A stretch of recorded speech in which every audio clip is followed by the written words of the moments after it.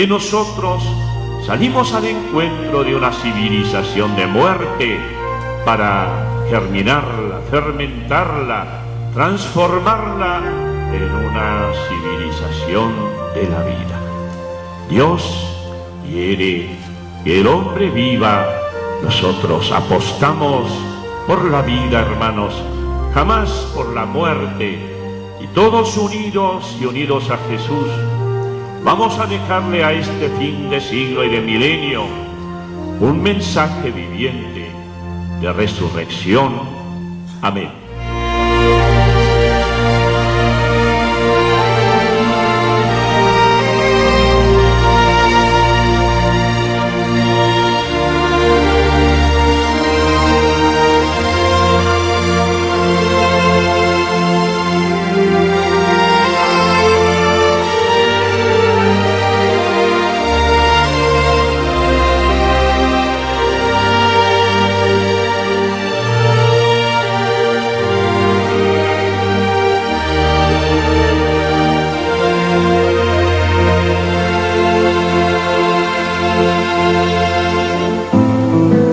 La bondad del Padre, la igualdad del hermano y una igualdad sencilla. Siento que está presente cuando yo veo a un hermano que no come. Su compromiso, su lealtad, su amistad y esa coherencia entre lo que se dice y lo que se hace desde el Evangelio. Yo conocí un obispo, porque los anteriores que yo había conocido parecían funcionarios eclesiásticos, pero no eran obispos. Para mí era como un sacramento el obispo.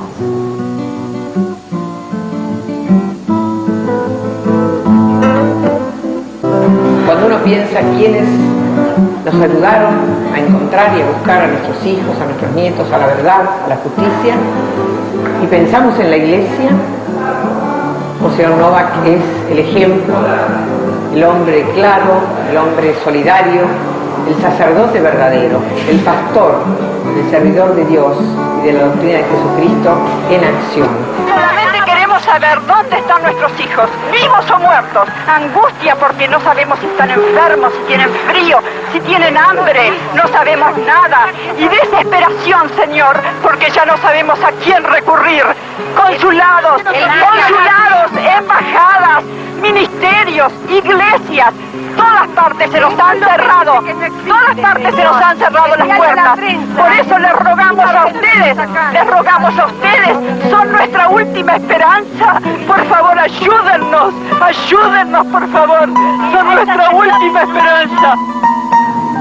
Pero sobre todo cuando me ordenaron obispo el 19 de septiembre del mismo año 76, abrí los ojos anchamente, porque los familiares de los desaparecidos acudieron a mi oficina. Cuando corrió la voz de que yo los recibía, se fueron acumulando, no solo de la zona nuestra, de otras zonas también, y a partir de ese momento sí, mi visión cambió completamente, porque estaba en contacto vivo con los que sufrían parte de las consecuencias del régimen instaurado en marzo. Volvía a las 11 de la noche a una casa que estaba completamente sola, a 30 cuadras del centro de Quilmes, y siempre estaba preparado para mi propia desaparición. Cuando bajaba del coche a abrir el portón me decía, te estarán esperando. Porque el escuchar tanto los relatos se incrustaban en mi interior, se encarnaban en mi propia vida. Él vio que la lucha por los derechos humanos era algo de Dios, siendo un tipo absolutamente conservador, como era Monseñor Novak. Él vio que ahí estaba lo que Dios le estaba pidiendo y se tiró de cabeza y quedó banderado con el progresismo, con la izquierda, cuando Novak era la antítesis de ser de la izquierda, ¿no? Pero él vio que eso era de Dios. Acá no era cuestión de izquierda-derecha, era cuestión de Dios, no de Dios. Y entonces se tiró de cabeza. Creo que eso es lo que yo más admiro de él, que quizás su naturaleza no estaba inclinada a eso, pero su convicción profunda del valor de las personas, del valor de la vida en justicia, ¿no? En dignidad, eso es lo que hizo que él pudiera hacer esta opción cada vez más profunda por los pobres y por la justicia y por la defensa de los derechos.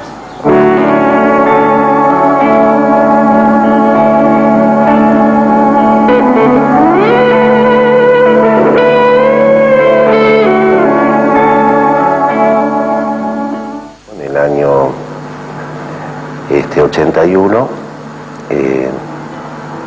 yo comencé a dar de comer en la parroquia por el cierre de algunas empresas, concretamente Peugeot, la más cercana que tenía, muchos obreros en la calle.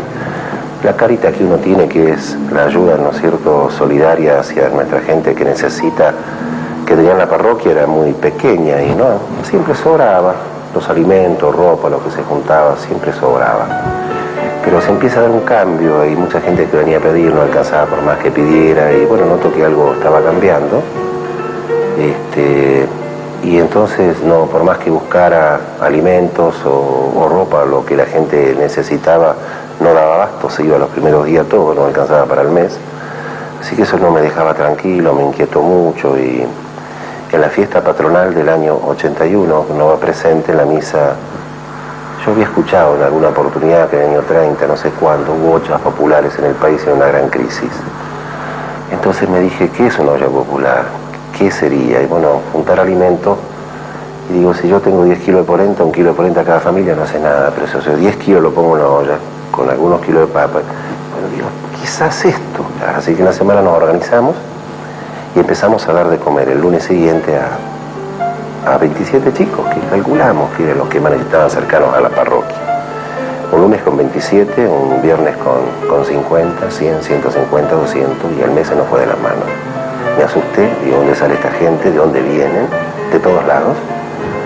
Yo me asusté porque no imaginaba eso. Así que lo fui a ver a Nova, que le digo, mire padre, se está dando este fenómeno, yo no sé qué pasa, y a la vez comenzó a venir en prensa, bueno, ante la primera noticia de que había una olla popular en una parroquia de Provincia de Varela, me entero que sale en un diario porque tengo la policía con el diario en la mano a las 7 de la mañana. Me dicen que es esto, que no puede ser, bueno, hubo muchos movimientos, bueno, amenazas. Y entonces lo vi al obispo y le digo, mi padre, no sé qué pasa. Él me escuchó. Todavía el obispado estaba funcionando en el centro de Quilmes, me escuchó, me alentó, me dijo trabajar tranquilo, bueno, y al día siguiente lo tuve en la parroquia, a media mañana, se quedó con nosotros, comió con nosotros, y esa presencia me alentó, ¿no? Al poco tiempo cierra la fábrica Peugeot, ya estando en las últimas semanas, el sindicato de la empresa, los obreros, lo van a ver y vienen a verme a mí. Él viene a verme, el obispo, y me dice, mira, allí no quieren hacer una misa, está cerrando la fábrica, aquí en tu parroquia. Estamos solos. Y me dice, pero yo creo que vos tenés muchas amenazas, mucha policía encima, dice. Vas a tener problemas si hacemos la misa acá. Quizás sea mejor hacerla en otro lugar, en el centro de Varela. Y yo lo escuché y mientras me iba diciendo iba imaginando la cosa y digo, seguramente voy a tener problemas, amenazas y voy a saber qué más. Pero inmediatamente reaccioné sobre el mismo pensamiento y digo, ¿quién tiene problema? ¿Yo? La gente que vive en la calle tiene problema, no yo. Ellos tienen el problema. Entonces cuando terminó su argumento le digo, padre, pero su causa es justa. Y como un latigazo, no tengo ni que pensarlo, me dice justa y santa. Me estaba probando, a veces a mí me daba el cuero, si yo arrugaba, si se me complicaba la vida, él se iba a otro lado. Después del 83 empieza un gran desafío y para algunos organismos de derechos humanos se convirtió en un descalabro porque no encontraron más la dirección. Yo digo, para mí me salvó y creo que eso fue un aporte enorme de don Jorge, pero también de Nevares y de Sainel, después entra Piña más tarde. de que el MET reconociera enseguida que la democracia hay que construirla, que no hay salvadores ahora de golpe, que esto no es magia del 83.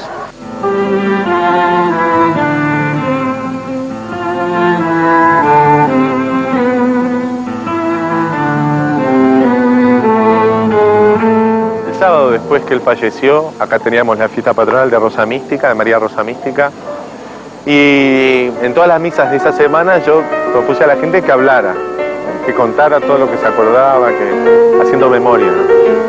Y lo que acá todos decían, nos trataba como iguales. Él venía como uno más y nos trataba como iguales. Y para la gente humilde que el obispo los trate como iguales es mucho. Es lo que todos tenemos que hacer con todo el mundo, tratarnos iguales porque somos todos iguales, ¿no? Pero no siempre es así.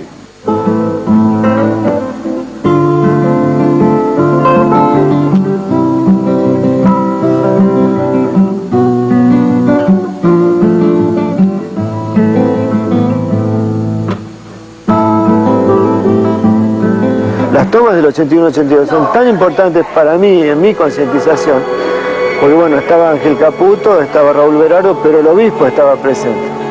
Y cuando, bueno, en el MET sabíamos que el obispo estaba yendo a los asentamientos, bueno, yo fui y vi eso, y entonces nos dimos cuenta que estaba entrando, se iba a la dictadura militar, pero quedaba la dictadura del modelo económico y el terrorismo del modelo económico.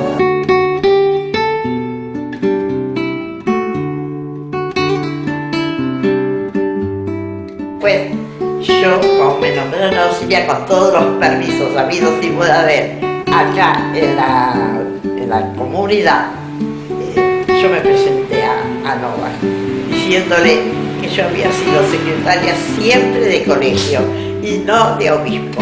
¿Sabes qué me contestó? Hermana, no se aflija, yo tampoco he sido nunca obispo. Aprenderemos juntos. Y aprendimos juntos.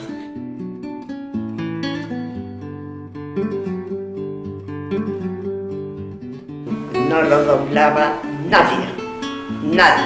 Un esfuerzo, un trabajo constante, y si él se había marcado pautas, allá iba. Yo creo que Monseñor fue un misionero en la propia diócesis, ¿no? Un misionero infatigable, infatigable. Al principio, antes de enfermarse, yo le constataba que Monseñor iba hasta 7 lugares en un domingo, fatigoso, sudoroso. Venía y él, en un silencio de abstracción, se ponía a orar. No dejaba de atender a nadie. Y alguna vez él me decía, hermana, fulano de tal hace mucho que no viene, por favor lo llama. Era un hombre privilegiado en su cabeza, ¿eh? Pero cualquier texto que yo decía, al instante, qué memoria prodigiosa. Él era el mejor de los papás, mejor de los papás. Son recuerdos lindos.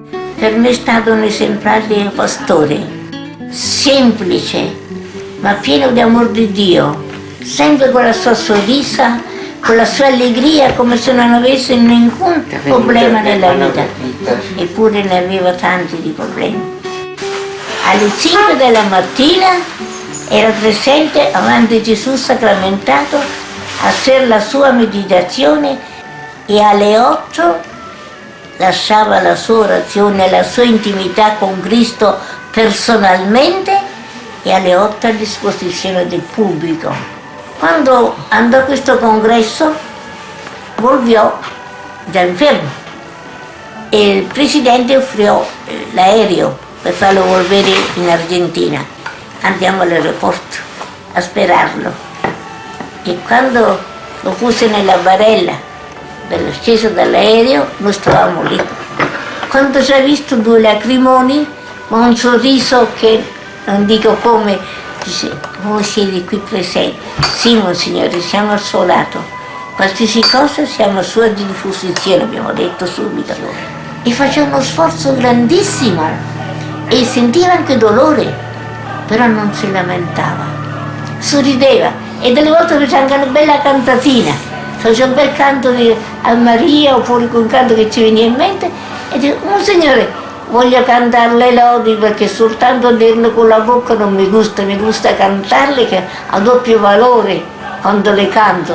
Le cantava con le lacrime perché sentiva il dolore e cantava. Chi l'avrebbe fatto questo?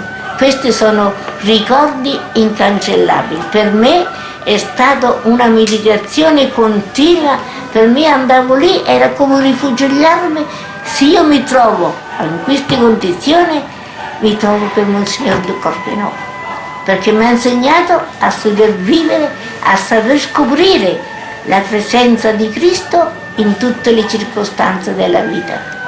Cuando él se enferma, más o menos para el año 1985, un grupo de señoras, en la cual también estaba mi mamá, doña Chela, deciden organizar un momento de oración especial para él, para pedir por su salud, para que se recupere. Todos los sábados a las 6 de la mañana nos reuníamos en la capilla para rezar por su salud. Entonces decidí escribirle una carta contándole. Para mí fue una alegría enorme cuando él me responde a esta carta, contándome el agradecimiento que sentía por esta actitud y este gesto de cariño. Aquí para mí nació una nueva etapa, porque lo sentí muy cercano, un padre espiritual para mí, porque comenzamos un tiempo de amistad. Estábamos en distintos eventos de la comunidad, de la diócesis, y él enseguida, Norma, hola, o se paraba cuando iba en procesión y me saludaba. Para mí era muy grandioso, sentía su cariño. La última conversación que tuvimos con él en junio del 2001, yo estaba mal en uno de esos tiempos y me llama por teléfono, no sé cómo, me pregunta: ¿cómo estás, Norma? Y yo le conté que justamente no estaba muy bien. Él tenía esa particularidad. Justo cuando yo estaba necesitando una palabra de aliento, llegaba una carta, un llamado, algo de su parte. Ese día que yo estaba muy mal, me llama por teléfono y me pregunta cómo estaba. Le cuento que no me sentía bien por los dolores que sentía, y él también me cuenta que no se sentía bien, pero que le hacía bien mirar lo que estaba viendo desde su ventana.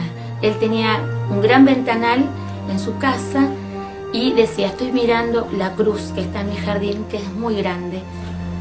Eso me quedó grabado en el corazón. Fue la última llamada que tuvimos telefónicamente.